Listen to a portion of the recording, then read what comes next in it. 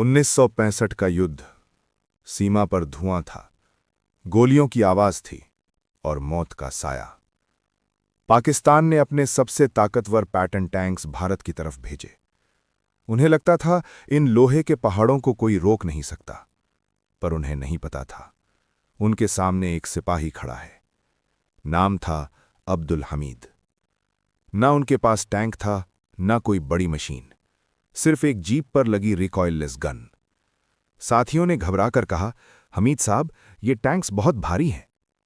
हमीद ने शांत आवाज में जवाब दिया, टैंक लोहे के होते हैं और हम मिट्टी के, पर यह मिट्टी हिंदुस्तान की है।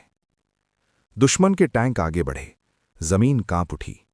हमीद ने खेतों के बीच जीप छुपाई, निशाना लगाया। धड़! पहला टैंक धुआं बन गया।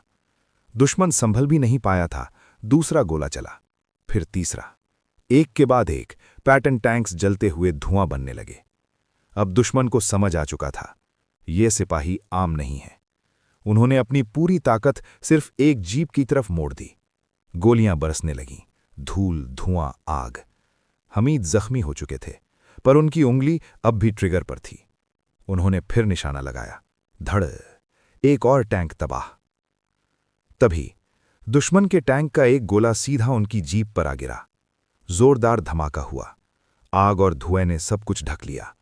जीप उलट चुकी थी, जमीन पर बिखर चुकी थी। अब्दुल हमीद जख्मी हालत में उसी जीप के पास गिरे हुए थे। सांसें भारी थीं, पर आंखों में डर नहीं था। दूर जलते हुए टैंक्स का धुआं उठ रहा था।